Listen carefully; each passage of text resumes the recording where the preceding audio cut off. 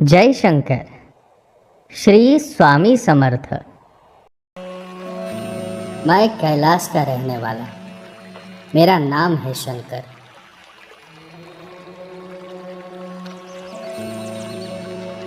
शंकर महाराज विश्रांती घेऊन पुढच्या प्रवासाला निघाले। प्रवासात अनेक लोक त्यांना भेटून नमस्कार करत होते। महाराज हे तो आपल्या अंतरात बसलेल्या स्वामींसाठी म्हणून तो स्वीकार करत पुढे जात राहिले आणि अखेर त्यांना समोर दिसले कैलास पर्वत। वेदांमध्ये कैलास पर्वत म्हणजे रुद्राचे प्रत्यक्ष दर्शन आहे असे वाचले होते, पण शंकर महाराजांना आज ते दिसतही होते। महाराजांनी हात जोडून कैलास पर्वताला नमस्कार केला। समोर जे दिसत होते ते पाहून महाराजांचे डोळे भरून आले। समोर विशाल कैलास पर्वत, पण इतर पर्वतांसारखे त्याला शिखर नव्हते। त्याचे शिखर म्हणजे मस्तकासारखे गोलाकार होते। पर्वतावरती पडलेले बर्फ पाहून असे वाटत होते की महादेव शंकराच्या माथ्यावरती कोणीतरी भस्म लावले आहे। एक तुटलेला कडा महादेवाच्या हातासारखा वाटत होता। हे कैलासाचे दैवी रूप पाहताना त्यावरती पडणाऱ्या सुवर्ण सूर्यप्रकाशामुळे ते दृश्य अजूनही मोहक वाटत होते। जणू महादेवच शांत ध्यानासाठी बसले आहेत। अचानक दाट धुके पसरले। धुकात कैलास पर्वत आता दिसत नव्हता। ढगांचा गडगडाटही होऊ लागला आणि जोरात पाऊस सुरू झाला। शंकर महाराज जवळच एका आडोशाला उभे राहिले। त्यांनी महादेवाच्या कैलास पर्वताचे शांत स्वरूपाचे दर्शन घेतले होते आणि आता महादेवाचे प्रतीक या निसर्गाचे रौद्र रूपाचे दर्शन घेऊन महाराज तिथून निघाले। आजपर्यंत महाराजांनी 4 भिंतींमध्ये बांधलेले मंदिर पाहिले होते, पण आता पहिल्यांदाच त्यांनी निसर्गाने निर्माण केलेले मंदिराचे अनुभव घेतले। हे त्यांना जास्त भावले। त्यांना तिथे काही लोक भेटत गेले। ते लोकही महाराजांसोबत प्रवासात सहभागी झाले। ते सर्व आता ज्योतिर्मठाकडे निघाले।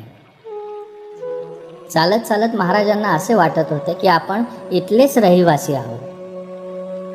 न कळत महाराज गुणगुणू लागले, मैं कैलाश का रहने वाला, मेरा नाम है शंकर। दुनिया को समझाने आया, कर ले कुछ अपना घर। यह दुनिया में कई रंग है, यह रंग निराला है। पाया ना भेद किसी ने, यह गहरा ही गहरा है। मुझे वही जानता है जो खुद को समझता है। कुर्बान करी भी दौलत तो भी सवाल अधूरा है। समझे तो समझ ली, बाद में पछताना है। हमारा क्या बिगड़ता है, तेरा ही नुकसान है। लिखी पत्थर की दीवारों पर सुन्ना की लकीरें, वक्त आने पर याद होंगे हमारे ही फवारे। महाराज आणि त्यांचे सहप्रवासी ज्योतिर्मठाकडे येऊन पोचले। ज्योतिर्मठाच्या परिसरात त्यांना एक व्यक्ती उभी दिसली। महाराज त्यांच्या जवळ गेले, त्यांना वाकून प्रणाम केला। महाराजांनी त्यांना विचारले, बाबा इथे तुम्ही कसे काय? ती व्यक्ती दुसरी तिसरी कोणी नसून शिवनाथ बाबा होते। इतके धडपडून शंकर महाराज इतका प्रवास करून कैलासला पोहोचले आणि जाऊन बघतात तर काय, समोर शिवनाथ बाबा। शिवनाथ बाबा शंकर महाराजांना भेटले कसे काय, बघूयात आपण पुढील भागामध्ये। तोपर्यंत श्री स्वामी समर्थ। जय शंकर।